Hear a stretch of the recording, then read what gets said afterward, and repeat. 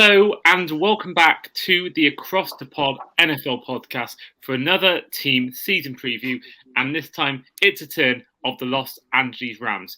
I am, as ever, your host, Annie Davis. Today, with me, I've got a returning guest. He came on for last year's Rams season preview. Back with us today is Rams fan Sam Andrews. Sam, how's life? How are you? Yeah, good. It's just itching, waiting for the season to get started, and yeah, definitely missed the football, but glad it's on its way back, and we're obviously already in pre-season, so yeah, getting to see sort of those new players coming in and that. Yeah, I mean, whilst, it is pre-season and half the players you're watching, if not more than half, aren't going to be regular starters. A lot of money might even make the final rosters, but after so long of waiting, it's just good to have some sort of football back. Now, I don't tend to watch many games pre-season, but it is good to have that back. And it's that thing when you realise, I think you see a lot of Instagram posts will say it, is like you've now got X amount of weeks of consecutive Sunday games. You think about pre-season and the playoffs and the Pro Bowl. So really now, really from now, the next time we have a Sunday without American football action will be middle of February, which is, I think, great for everyone. Yeah, exactly. Yeah, it'd be good to every Sunday turning on the however you watch it. But obviously, for me, turn on to Red Zone and having those 7 hours of uninterrupted football back. I can't wait, and I love Red Zone so much, and I just try and think of a time in the future. There'll be a time where he's not doing Red Zone. I just can't imagine ever having a Red Zone without Scott Hampton as the presenter. And it obviously will happen at some point, whether that's him leaving or whether that's they for some reason get rid of it, or I think it will happen at some point. And yeah, it just feels like now it's almost like part of my sort of household now, part of my sporting experience. Sunday afternoons, Premier League, and then you get to 6 o'clock, and you're hearing mostly the voice of Scott Hampton. Obviously, I don't know whether you do the same thing as me, but I tend to have one screen for the Dolphins game on Game Pass, one screen for Red Zone, and unless it's a bye week for the Dolphins. And I just can't wait for that first Sunday or second Sunday of September when the season begins, or even the Thursday when the Thursday night game's on. Yeah, it should be a great time. Yeah, I mean, being a fan of a team that's sort of out on the West Coast, our games are usually not until 9:30, sort of, or even later. Sometimes the 1 o'clock games.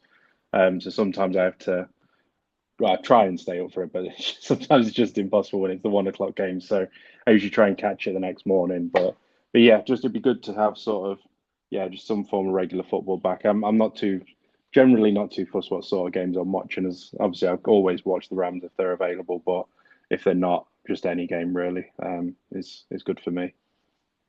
Yeah, I'm the exact same. I love the Dolphins, but equally I love the league in general, and I just love watching all the storylines that unfold. Every Sunday, and you're wearing, I can see now, a Donald jersey, and that's a great way to start with our ins and outs of the off season. So Donald was one of the outs of the off season. He did leave for retirement. Other outs include Carson Wentz, Brett Maher, Jonah Williams, Duke Shelley, Jordan Fuller, and Brian Allen. And then the main ins include not many, just Jimmy Garoppolo, Tre'Davious White, Troy Reader, and Boston Scott, the main sort of headline ins. And then the draft, he took defensive end out of Florida State, Jared First, 19th overall. He took Braden Fisk, defensive tackle, 39th overall. He took 83rd overall. He took running back Blake Corum, and 99th overall, you took Cameron Kitchens, the safety. So overall, Sam, apologies if I forgot anyone. Your take on the off season as a whole? I mean, to be honest, I'm quite happy with it because I mean, anyone who knows me, I really dislike Jimmy Garoppolo, so I wasn't happy with that one. It was the only one I was really disappointed with. But other than that, I mean, I was really happy. I mean, I like the fact that we brought in. I know one you didn't mention was Jonah Jackson from the Lions. I was glad we brought him in to sort of shore up that O line. That was a sort of a big one for me.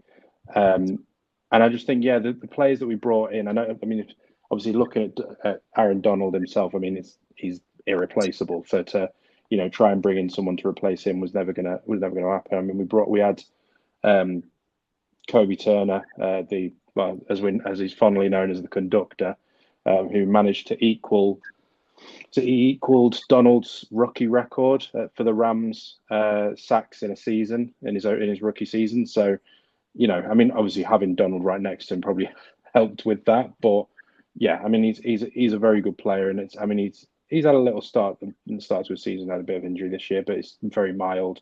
I do like the introduction of Verse and Fisk, both obviously coming out of Seminoles. Uh, so that was I really like those two picks because we needed people to be able to replace Donald, but find other ways of doing it because you're never going to get a player like Donald again. So for me to bring in someone like Verse and Fisk, obviously Fisk apparently spent the off season actually training with Donald and trying to learn a bit in the off season from him how to play the game a bit, and obviously Fisk and Verse being college teammates, obviously that's a big help for us, I think, in sort of developing some form of fluidity on the line. And yeah, I think there's been no signings apart from that Garoppolo one that I've been really disappointed with. We've not lost really anyone to me that bar Donald that's been really notable.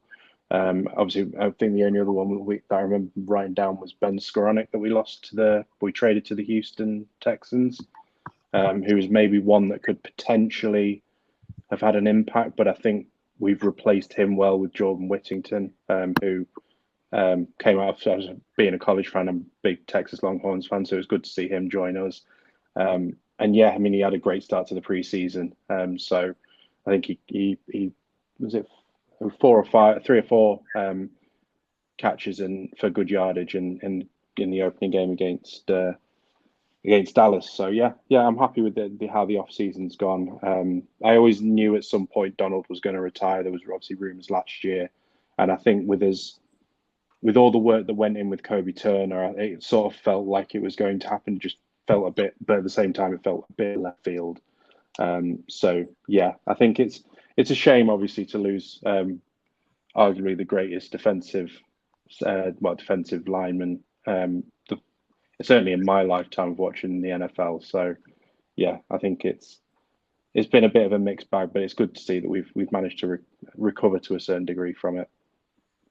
Yeah, I think that certainly helped, and that's what I wanted to ask about really was about Donald because it's a guy who, as you said exactly, one of the best players of his generation. I think personally, obviously, there's some that have watched NFL a lot longer than me, but I genuinely reckon he's probably the second best defensive player of all time behind Lawrence Taylor. I think you could look at Reggie Wayne and anyone else, but I just feel like Donald was just so good and so electric that I think for me, that's why I only have really Lawrence Taylor above him to the defensive players of all time. And I think last year getting the rookies in, Kobe Turner coming in, doing a great job there, and having Byron Young as well there, and and also Jared Verse, who I think is a great addition in the draft. I think whilst you're not gonna, as you say, never going to replace Donald, I think you've got a long way to doing that. You've already got a guy who's had a year of playing with Donald. Now he's obviously now going to take over the mantelpiece, you would think, and then that sort of defensive line. And yeah, you give a little bit of your take there, but what else can you add about Donald? Because it's almost like not even just what he offers on the field, but also I think what he offers off the field. Never had any, from memory, any sort of off the field drama.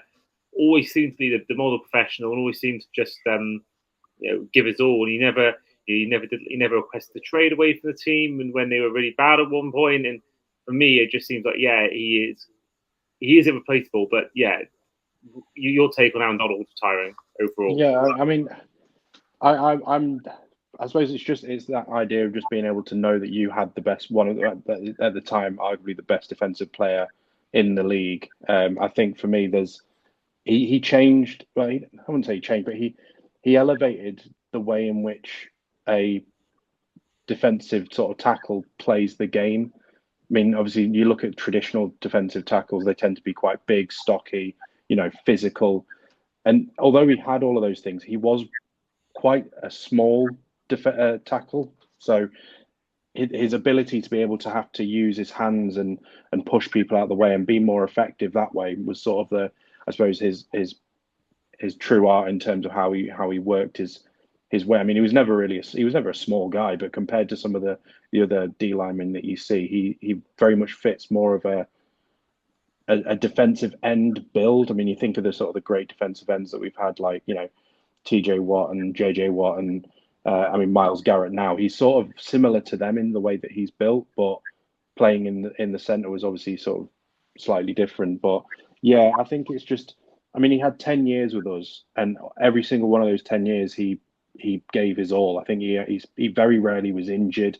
I mean, I know he had sort of towards that 5-12 season, he had a little bit of injury towards the end, and I think that was more, we weren't doing very well. There's no point risking him sort of situation. I don't think he was as bad as missing the games that he did, but yeah, he was always sort of the model professional. He was always helping out the young players, especially obviously mentioning Kobe Turner being one of them. What he's done with Braden Fisk in the off season. Yeah, just everything that he used to do, he used to give. And I kind of get it from where his perspective was that his heart wasn't in it anymore. He didn't feel he could go through another season of this.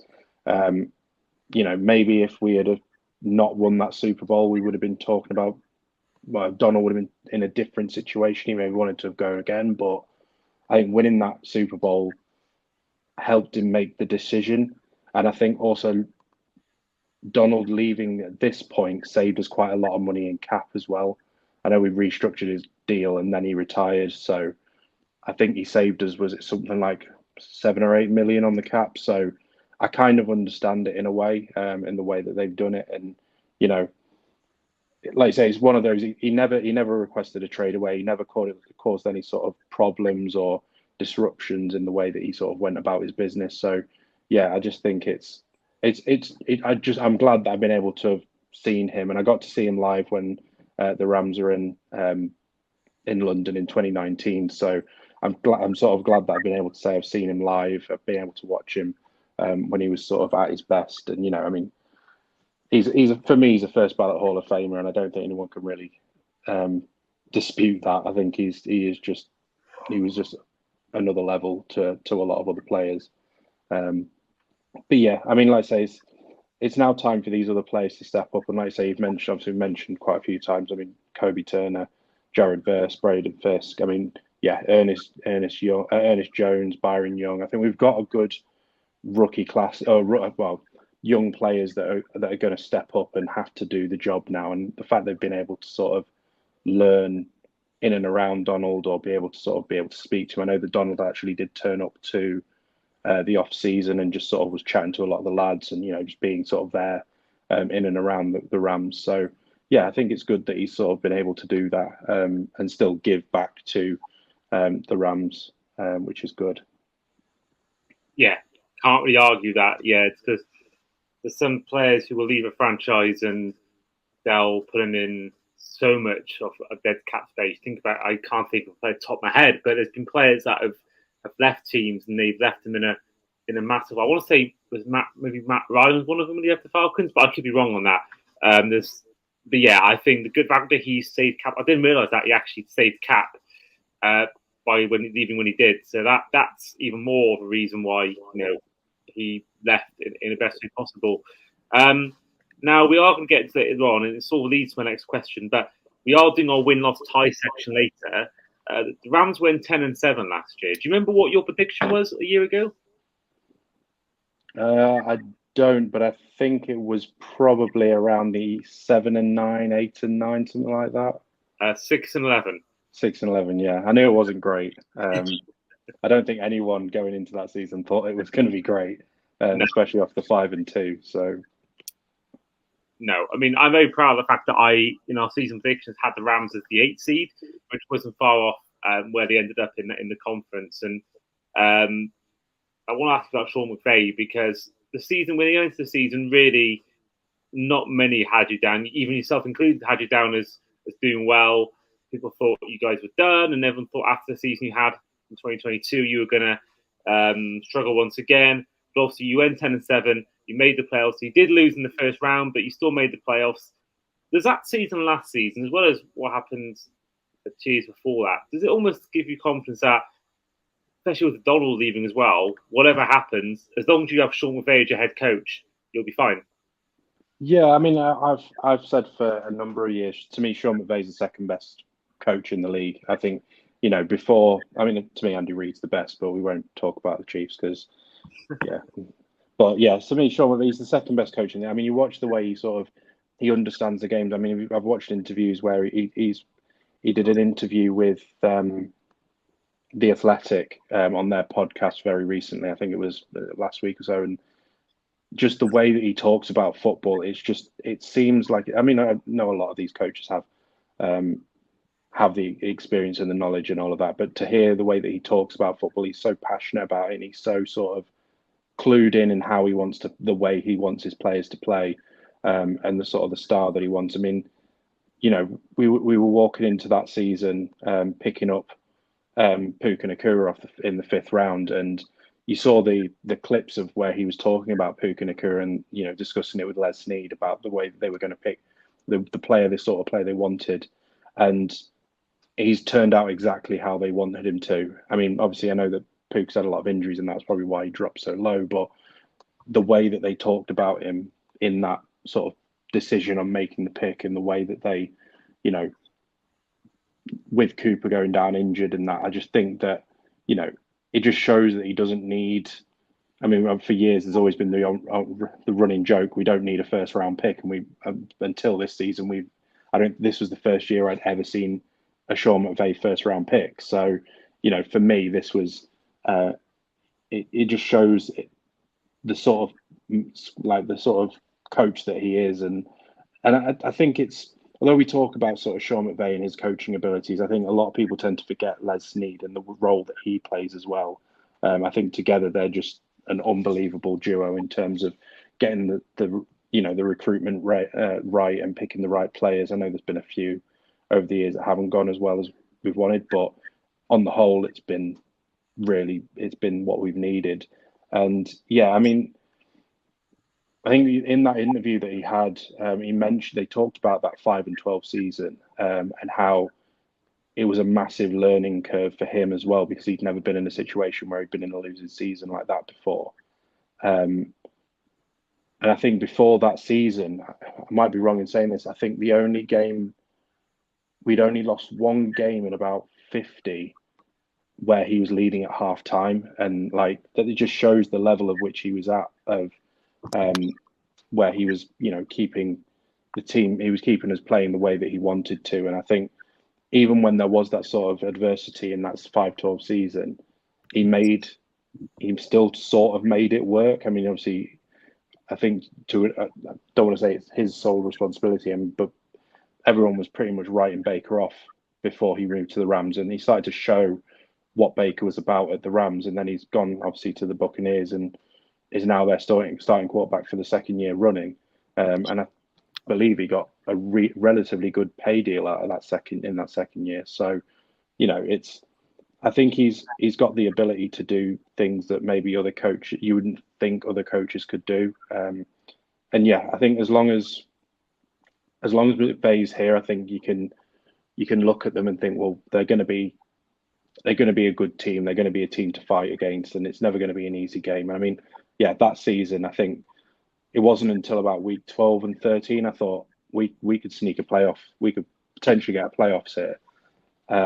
But yeah, it was just one of those great seasons to watch. And I mean, and I have quite a few.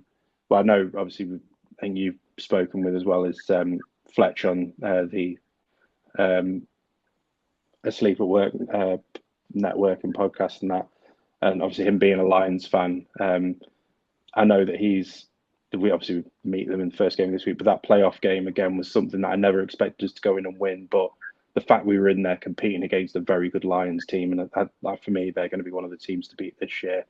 I just think that, yeah, it was one of those sort of proud moment seasons that you can't really overlook, given the fact that I think was it maybe 7 or 8 of the players on our offense were on our defense were rookies. It was just the way that team sort of played, and I mean, it just shows because I mean, obviously Morris has now gone to be head coach at the Falcons.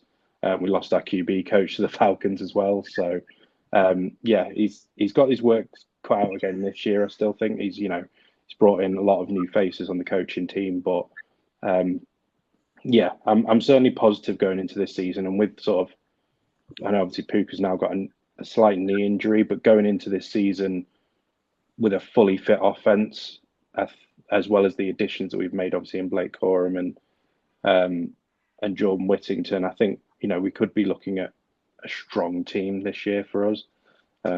Which like I say, I don't think there's ever a time at the moment where you wouldn't ever consider the Rams a pushover. No, absolutely. And we have got some breaking news I'm going to bring later on the podcast. But I'm glad you mentioned Les Snead because he, I think, deserves also a lot of credit for what's happened in the Rams. I mean, from the Super Bowl win, making a Super Bowl as well as what he's done in the last couple of years and made you guys competitive again in what was meant to be a rebuild year. And whilst you were talking, I did get sort of a list of all the main stars of your team or who have been and gone since and all that, and the sort of draft pick, the draft selection they had, and you think about where they were, a team that their first draft pick this year in the first round since Jared Goff back in 2016. You think about Cooper Kupp in the third round. You've got Kieran Williams in the fifth round, Kobe Turner and Byron Young in the third round, Sebastian Joseph Day in the sixth round, Jordan Fuller in the sixth round, and just Brian Allen as well in the fourth round. I mean, there's a lot of teams and front offices that will have first round picks galore. You think about the Jags, Trevor Lawrence and the name just passed me by, the guy who took the year after Lawrence, and neither of them really. Lawrence got paid, but neither of them really been what you thought you're getting for first round pick and overall pick. And there's loads of teams that fail on first round picks. And the team that had the F them pick sort of mentality, to go and get these players, not even in the second round, most of all the ones I mentioned there, none of them in the second round. To do all that, I think just shows incredible scouting, incredible sort of knowledge of NFL, incredible talent, observation, and it's all around. Just if you've got a great head coach, and I did say, in another episode that I think Sean McVay is also the second best head coach in the league. If you've got a good head coach and a competent front office, which includes your GM, I think you can't go wrong with that. Really, I think that the rest will come just naturally. I think if you've got those two things particularly, obviously you need a good quarterback, that goes without saying, and you still need the other players. But I think if the spine's good in terms of the head coach and GM competent, then it goes a long way because they're the ones making the picks, they're the ones signing the free agents, they're the ones who are making the draft pick. So for me, I think that's the most important thing. I mean, you can talk about, is it O-line, is it quarterback, who's the most important player on the field? But for me, I think off the field and on the field combined, I think there's no one for me more important than your GM and your head coach. Because you see so many teams, you've got bad head coach and bad head coach and bad GM.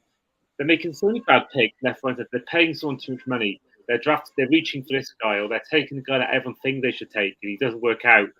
So it's huge credit to Les Snead. Yeah, it is. Yeah, I mean, it's like, I'm just thinking of some of the players that played in this. I know, again, don't want to go too much into pre-season, and it doesn't really mean anything in this stage. But I mean, one of the biggest issues we had last year was around kickers, and we drafted Joshua Carty from Stanford in the sixth round this year, and he's already got a perfect start. And again, I know it's pre-season, but he's got that perfect start. Jordan Whittington, sixth round, again, had a great start to the pre-season. Tyler Davis from Clemson, who's a defensive tackle, again had a really good game. And I think it's not always just about those flashy starters in terms of the likes of Cooper Kupp and Puka Nacua who come through and play well.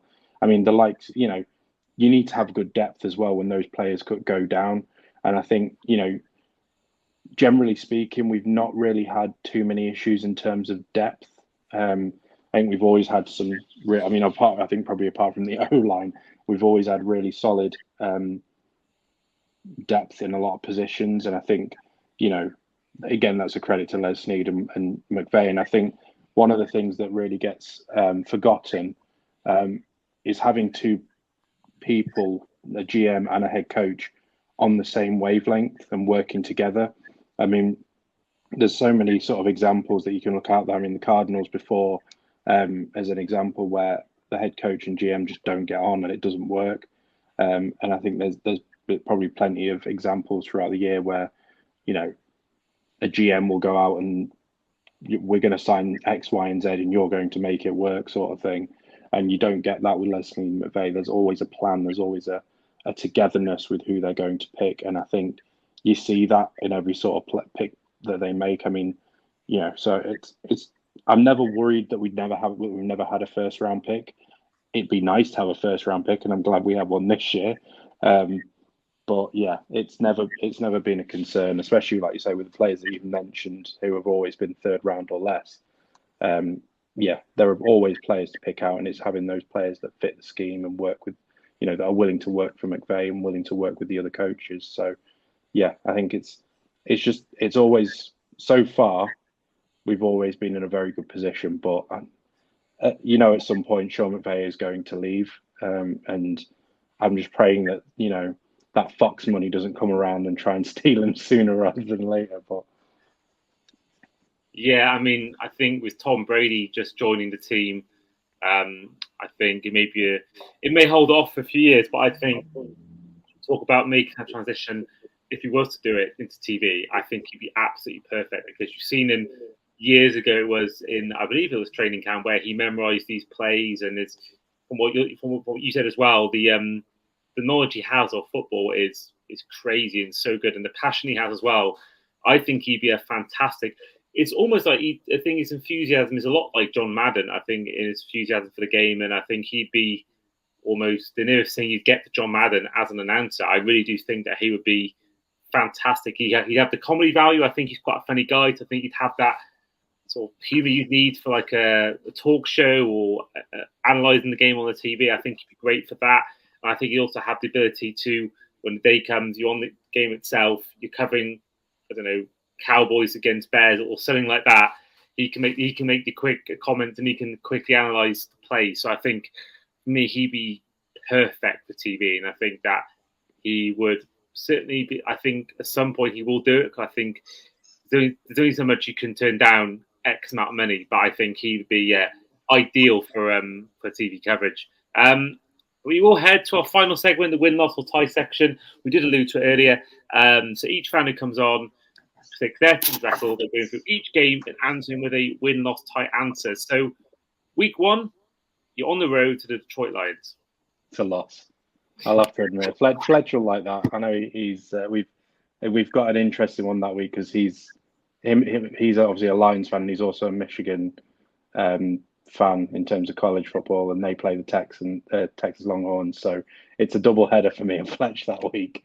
They're playing them as well. Yeah, so Texas versus Michigan, and then Lions versus the Rams. Yeah, so it's a double header for me and him that week. Amazing. Well, that was actually our last podcast. So for those who haven't yet checked it out, go check out our last episode, which was our Detroit Lions preview with Fletch. So yeah, do check it out. And he also did give the Rams a win as well for that one. The Lions a win for that one. Yeah. Week two is on the road to the Arizona Cardinals. Win. As good as they've been, I think they'll improve, but they're not going to be up there with us yet, I don't think. Yep, that's I kind of share the same sentiment as you for that one. Week three is a home game, a repeat of the championship game a couple of years ago. You're at home to the San Francisco 49ers. Never a home game when we're playing the Niners at SoFi. So I'm going with not as much as this really, really hurts to say. I'm going with the Niners win. So a Rams loss. Week four, you travel once again. Your third road game in the first four. That's a bit brutal. Against the Chicago Bears. Win. Okay, so week five, before your week six bye, is a home game against the Packers. This one I was toying with and I didn't know which way to go, but I think I'm going to go with a loss. So Packers win. Okay, so that means that you go into week six with the bye. So week seven is another West Coast battle against the AFC West in the Las Vegas Raiders. Win. Okay, so Week 8 is at home to the Vikings. Now, I mentioned we had breaking news for you. Whilst we were talking earlier, my phone came up on Sleeper saying that Vikings quarterback JJ McCarthy underwent a full meniscus repair this morning and is out for the 2024 season. Brutal for him, but amazing for Donald. Yeah, I mean, again, it's a tough one. I mean, it's I know that the Vikings were desperate to get him throughout all of the off season when they got him. I mean, it's a tough thing to happen, especially sort of they're in a position where they've just paid Justin Jefferson and they just sorted that O-line out. So yeah, it's a shame to see him go down, but I suppose he can now spend a year sitting behind the likes of Darnold and learning from the benches. Obviously, he won't be able to do any reps or anything like that, but learning and understanding the game a bit more at NFL level. I think that can be such a massive skip up from college to NFL. But in all honesty, I think it's a great news for us. I think that it had already put us down as a win, but I think that just adds to it. I just think that I don't think Donald's, he's not going to light up the NFL this season as he has done in any of the seasons he's been in before. So yeah.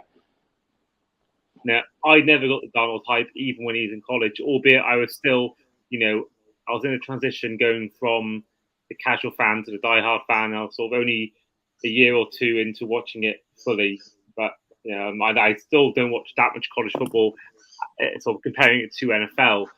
But I never really saw the hype around him. I never really saw that, and there's a stat going around that there's not been a single USC quarterback that's made a Super Bowl, even played in one as a starter.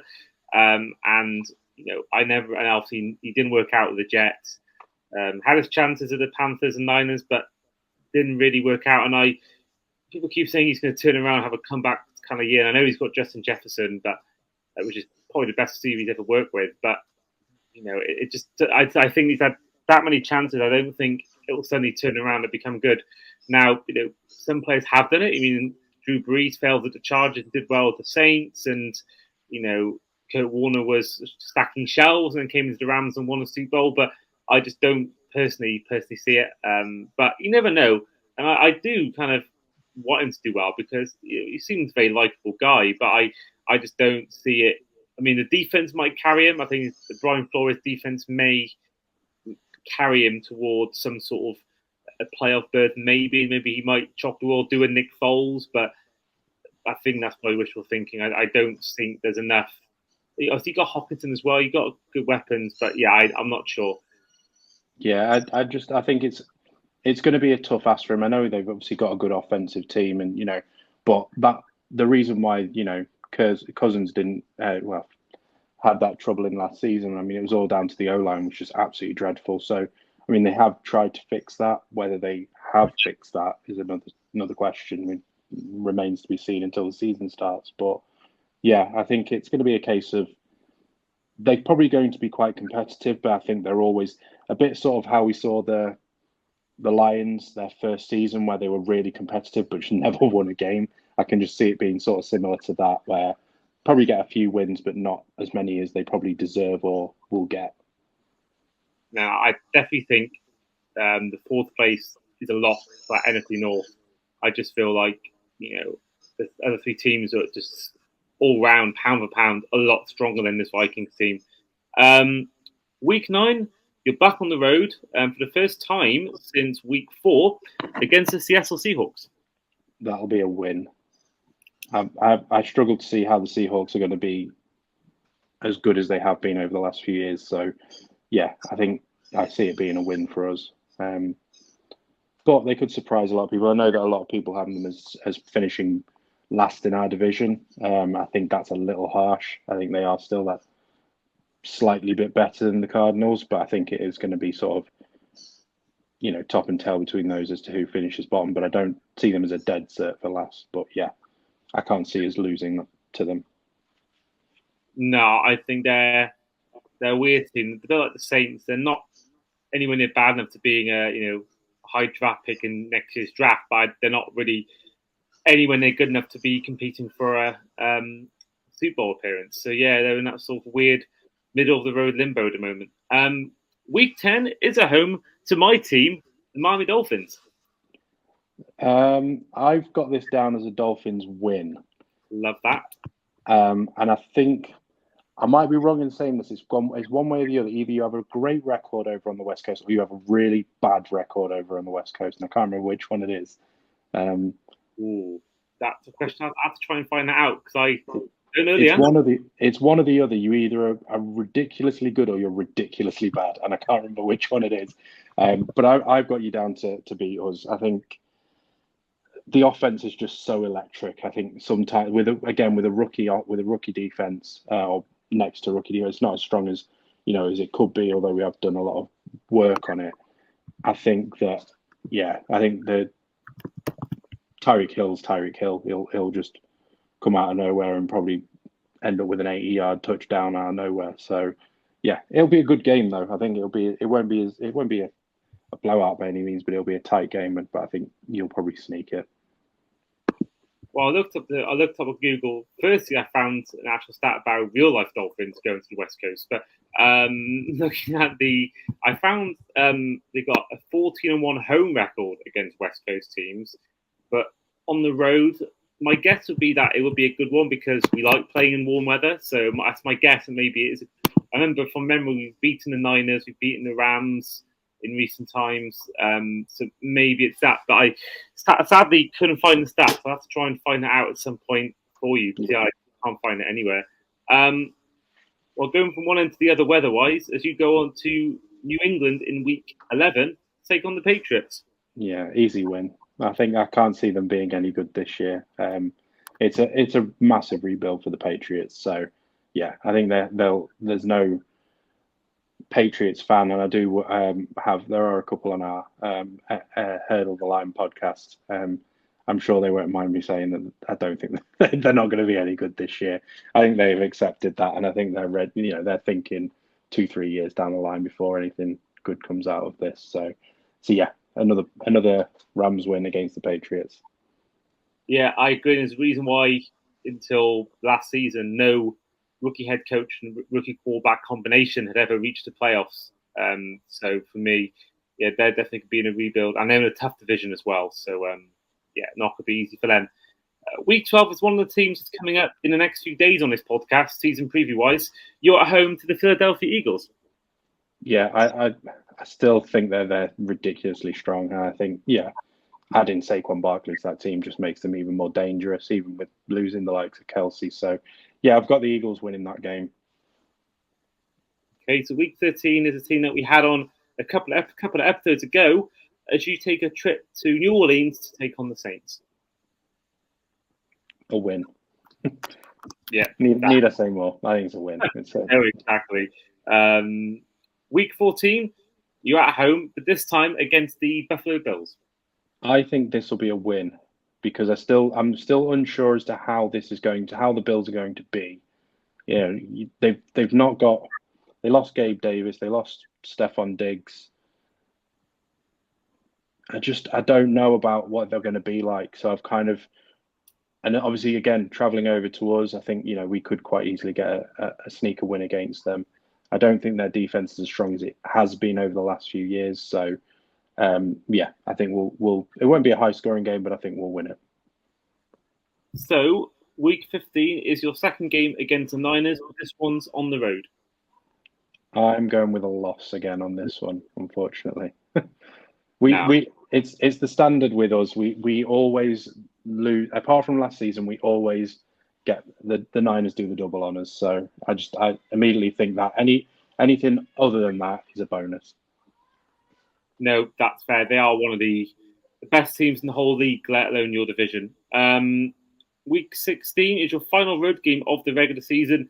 You head to New York to take on the Jets. I'm going to make a bold prediction here, and I'm going to say we're going to win that game. Okay, I don't think that's too bold, if I'm honest. The Jets are a bit uncertain. No one knows whether Rodgers. No one knows if Rodgers is back he once was. And the O-line's has got some questions, despite improving it. I just think that defense is unreal, and I think that could be where they win the game. Again, probably not a high-scoring game, but that defense could it's what happened with them last year. The defense just kept them in games, and it does every single time at the moment. So yeah, I think it'll be a win, but it's not going to be a high scoring win. Fair enough. Well, week 17 is a home game against the Arizona Cardinals. That's a win, straight up win. Yeah, fair. And then finally, week 18, you're at home to the Seahawks. Another win. That means, according to your record, you're finishing 11-6. Yep, that's what I had as getting. I've said from the start of the season, I think 11-6 is probably where we're at. Finishing second in our division, making the wild card playoffs, I reckon. I think I had the Niners 13-4 or whatever it is now. 13-4, maybe 14-3, but something along those lines. But yeah, I think anything between sort of 12 and 10 wins will get us into the playoffs. So then that's sort of where I think we'll be at. And you mentioned that you're getting to wild card part of the playoffs. Go any further than that, or the wild card round where your story comes to an end? I think it'll depend on who we face. I think if we face someone there are some really sort of, I think the Eagles are going to be in there fighting it. The Niners will be in there. I think the Lions will probably be in there. So I think the likelihood is we may get sort of one of those, or we might pick up someone like, I don't know, we might pick up someone a bit better if we're sort of, I don't know. I think we could maybe sneak a wild card win, but for me, wild card is where we would be, and I'd be happy with that. But again, as long as we're sort of getting in, for me, the playoffs is the target this year. If we can push on, and McVay's always good in the playoffs. He always knows what to do in the playoffs, and I think if you've got that pedigree of playing in the playoffs, it doesn't matter how good your team is pound for pound. I think again, like with the football that we have with Champions League, it comes down to that individual game, and sometimes just knowing and being in that situation on a regular basis helps some teams. I mean, I think it's always been the issue with the Dallas Cowboys is that they've always, over the recent years, struggled in the playoffs, and that I think does have an impact. I think it's the reason why the Niners haven't won a trophy in coming up to or is 30 years. And again, I think it's just down to inexperience, that sort of edginess that ends up filtering into the team. So yeah, I think we'll be fine getting in the playoffs, and I think maybe we could sneak a win or so. But once it hits the playoffs, anything can happen. I always say. Yeah, especially with injuries, you just don't know what teams are going to look like from now until that first round of the playoffs. And I think, if you're going to obviously not win a division, you're going to want to hope for the fifth seed, really, because I think that it's more than likely that you would play an NFC South team as the fourth seed. And I feel like that's your way of probably winning a playoff game. And I think you can beat the Eagles and the Cowboys. For everything you mentioned about the Cowboys, they don't do well in playoffs, and the Eagles, they didn't do well last year in the playoffs. But also, there's always that talk about Nick Sirianni and Jalen Hurts and that relationship deteriorating. It could go south. So I think, I don't think you beat any of the Lions, Bears, or Packers. I don't think you beat the Niners in the playoffs. But I think that's your route to win a playoff game is if you do face either the NFC South winner or the NFC East winner. I think that's your way in. So yeah, that's what you got to hope for.